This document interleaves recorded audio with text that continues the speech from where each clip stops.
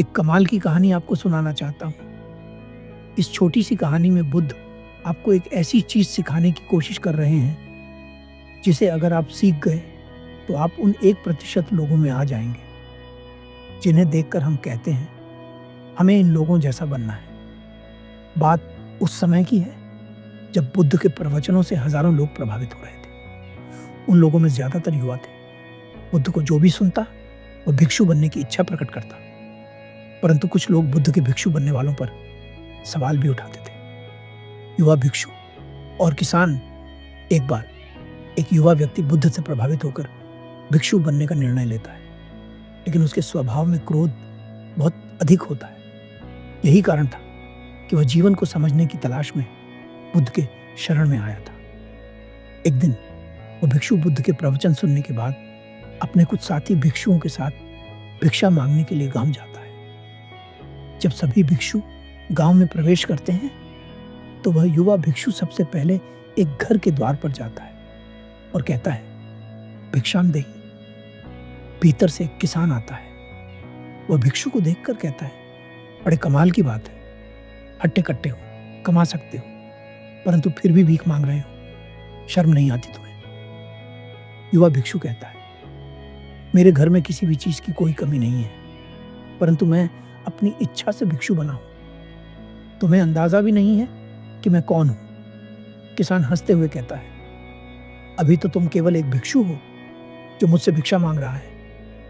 किसान की यह बात सुनकर युवा भिक्षु को बहुत गुस्सा आ जाता है। वह क्रोध में दौड़कर बुद्ध के पास जाता है और उनसे कहता है, बुद्ध, कृपा करके अभी मेरे साथ चलिए। एक व्यक्ति ने मेरा अपमान किया है।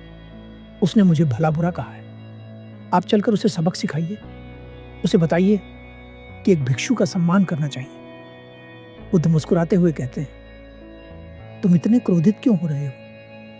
यदि किसी व्यक्ति ने तुम्हारा अपमान किया है, तो उसे भुला दो।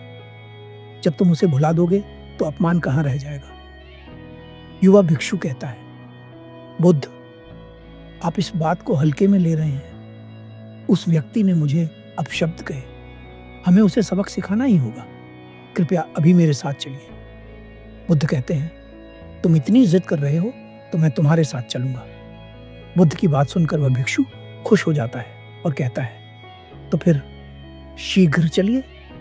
बुद्ध मुस्कुराकर जवाब देते हैं, बड़ी कमाल की बात कर रहे हो तुम। यदि रात होगी तो सुबह भी तो होगी। हम कल सुबह चलेंगे। भिक्षु अधीर होकर कहता है, बुद्ध, लेकिन हमें अभी जाना चाहिए। बुद्ध कहते हैं, मैंने तुम्हारी बात मान ली, मैं तुम्हारे साथ चलूंगा, परंतु अब तुम मेरी बात मानो। हम कल सुबह चलेंगे। तुम कल तक प्रतीक्षा करो। अगले दिन की सीख।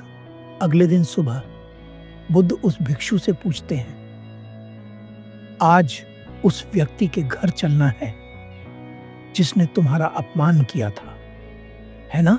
परंतु भिक्षु अब शांत था।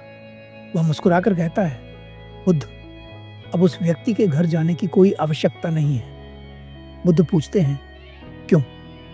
भिक्षु कहता है, कल रात मैंने सोचा उस व्यक्ति ने जो भी कहा वह उसकी समझ थी, परंतु मुझे क्रोधित नहीं होना चाहिए था। अब मैं समझ गया हूं कि हमें वहां जाने की कोई जरूरत नहीं है। क्रोध और ऊर्जा जो लोग इस कहानी को सुन रहे हैं, मैं उनसे एक महत्वपूर्ण बात कहना चाहता हूं। जब भी हमें क्रोध आता है, हम उसे जल्द से जल्द व्यक्त करने की कोशिश करते हैं। ऐसा क्यों होता है? क्योंकि क्रोध के समय हमारे भीतर एक जबरदस्त ऊर्जा इकट्ठा हो जाती है और हम उसे जल्द से जल्द बाहर निकालने का प्रयास करते हैं। अगर हम ध्यान से ऑब्जर्व करें, तो पाएंगे कि यह ऊर्जा बाहर निकलने के लिए बेचैन होती है। हम जल्दी से दूसरे व्यक्ति को यह साबित करना चाहते हैं कि वह गलत है और हम सही। परंतु क्या सच में ऐसा होता है? नहीं। हम कभी भी किसी दूसरे व्यक्ति की नज़र में अपने आप को सही साबित नहीं कर सकते।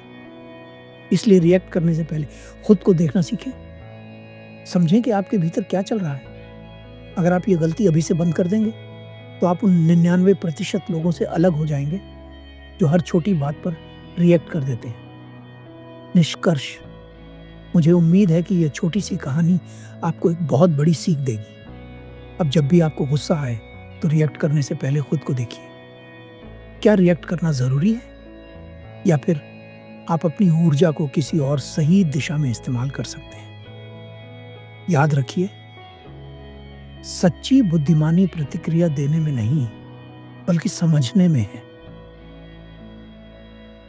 आपने अपने जीवन में ऐसे बहुत सारे कार्य किए हैं जो गलत थे और आप अभी भी ऐसे बहुत सारे कार्य कर रहे हैं जिनका परिणाम भविष्य में गलत साबित होगा।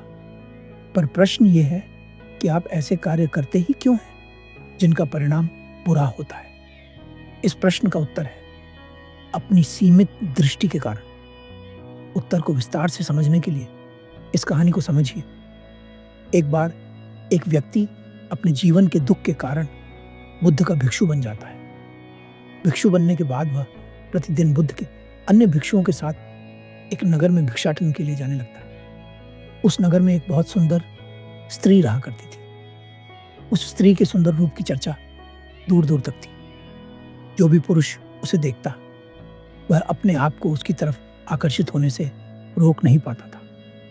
एक दिन उस भिक्षु की भी नज़र उस स्त्री पर पड़ती है और वह भी उसकी तरफ आकर्षित हो जाता है। वह स्त्री भी उस बौद्ध भिक्षु को देखती है और समझ जाती है कि वह उसके आकर्षण में पड़ गया है। भिक्षु जल्दी से अपने ध्यान को उस स्त्री से हटाता है और अपने मार्ग में आगे बढ़ जाता है। वह भिक्षु उस समय तो वहां से चला जाता है, परंतु उस सुंदर स्त्री के रूप को अपने मन से हटा नहीं पाता। वह भिक्षाटन के समय केवल उस स्त्री के बारे में ही सोचने लगता है। उसके साथ ऐसा इसलिए हो रहा था क्योंकि वह अपने मन को बलपूर्वक उस स्त्री से हटाने का प्रयास कर रहा था और मन का स्वभाव यही है कि जहां से इसे हटाने का प्रयास किया जाता है ये वहीं ज्यादा लगता है। बुद्ध उस भिक्षु के इस व्यवहार को देखकर समझ जाते हैं कि वह किसी समस्या में है, परंतु वे उससे कुछ नहीं कहते। जब भी वह भिक्षु उस नगर में भिक्षाटन के लिए जाता तो उसके भीतर केवल एक ही इच्छा होती कि किसी तरह से उसे वह स्त्री दिख जाए। उस स्त्री को भी उस बौद्ध भिक्षु की तरफ आकर्षण होने लगा था। ऐसा होने के पीछे एक बहुत बड़ा कारण था। अगर कोई साधारण पुरुष होता तो शायद उस स्त्री को उसकी तरफ आकर्षण न भी होता, क्योंकि उसके लिए किसी भी साधारण पुरुष को पाना बहुत आसान था। परंतु एक सन्यासी को सांसारी बनाने में एक कठिनाई थी और यही कठिनाई आकर्षण का कारण थी। हम उसी की तरफ ज्यादा आकर्षित होते हैं जो हमें आसानी से न मिल सके। अब वह स्त्री भी उस भिक्षु के नगर में आने की प्रतीक्षा करने लगी थी और वह भिक्षु भी। एक दिन वह स्त्री उस भिक्षु को रोकती है और कहती है, मुझे तुम्हारा इस तरह से भिक्षा मांगना अच्छा नहीं लगता। तुम स्वस्थ हो, रूपवान हो, तुम्हें तो किसी महल में होना चाहिए। मैं तुमसे प्रेम करती हूँ। यदि तुम संन्यास त्याग दो तो हम दोनों। ये सुनकर भिक्षु चकित रह जाता है। उसके मन में तो पहले से ही मोह था, इसलिए वह तय करता है कि वह संन्यास छोड़कर सांसारी बन जाएगा। परंतु उसके मन में एक द्वंद्व था। उसे संन्यास छोड़ना उचित नहीं लग रहा था, क्योंकि उसने यही मोह पहले भी अनुभव किया था। परंतु मोह हर बार एक नया लालच देता है, एक नया प्रलोभन देता है। बुद्ध इस सारी घटना से अवगत थे, परंतु चुप थे। सोच रहे थे कि वह भिक्षु खुद से ही समझ जाए। यहाँ पर एक बात समझने वाली है। अगर हमारे जीवन में कोई समस्या आती है और हम उससे खुद उबर जाते हैं तो हमारा विकास होता है, मगर अगर कोई और हमें उस समस्या से निकालता है तो हमारा वह विकास नहीं हो पाता जो हो सकता था। इसलिए बुद्ध चाह रहे थे कि वह भिक्षु खुद से सीख ले। परंतु जब वह भिक्षु मोहजाल में फंसने के लिए बिल्कुल तैयार हो जाता है, तब बुद्ध करुणावश उसे अपने पास बुलाते हैं और कहते हैं, प्रिय भिक्षु, अपने होश को संभालो। इस तरह से तुम पहले भी कई बार पाप में गिरे हो और पछताए हो, और तुम फिर उसी गलती को कर रहे हो। जो मनुष्य संदेह से ग्रस्त है, शुभ ही शुभ देखने वाला है, उसकी तृष्णा बढ़ती है, वह अपने लिए और भी मजबूत बंधन बनाता है। और जो मनुष्य संदेह के शांत हो जाने में रत है और सदैव सचेत होकर जीता है, वह मार्ग के बंधन को छिन्न करता है। मैं तुम्हें संदेह से मुक्त करना चाहता हूं। तुम केवल शुभ ही शुभ देख रहे हो। मैं तुम्हें शुभ के पीछे छिपे अशुभ को दिखाना चाहता हूं। प्रिय भिक्षु, अपने मन को समझो। ये तुम्हारे मन का ही जाल है। पहले भी तुम इस जाल में कई बार फंसे हो। मेरा उद्देश्य तुम्हें रोकना नहीं है, बल्कि जगाना है। अगर तुम जाना चाहोगे तो मुझे भी प्रसन्नता होगी, क्योंकि न संसार बुरा है न संन्यास। अगर कुछ बुरा है तो यह मन का जाल है जो मनुष्य को खींचता है। और अब तुम सुख की लालसा में संसार चुन रहे हो। तुम निसंकोच उस स्त्री के पास जा सकते हो, परंतु कुछ समय बाद वह आकर्षण समाप्त हो जाएगा, जिसके कारण तुम अभी उसकी तरफ खींचे चले जा रहे हो। अभी तो तुम्हें लग रहा है कि वह स्त्री तुम्हें प्रेम करती है, परंतु कुछ समय बाद वह प्रेम भी समाप्त हो जाएगा। जब तक उसने तुम्हें नहीं पाया है और तुमने उसे नहीं पाया है, आकर्षण केवल तब तक है।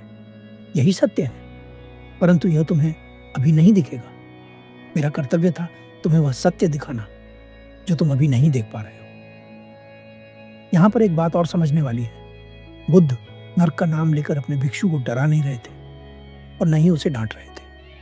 वे तो केवल उसे वास्तविकता बता रहे थे, वह वास्तविकता जो उसे कुछ समय बाद पता चलने वाली थी।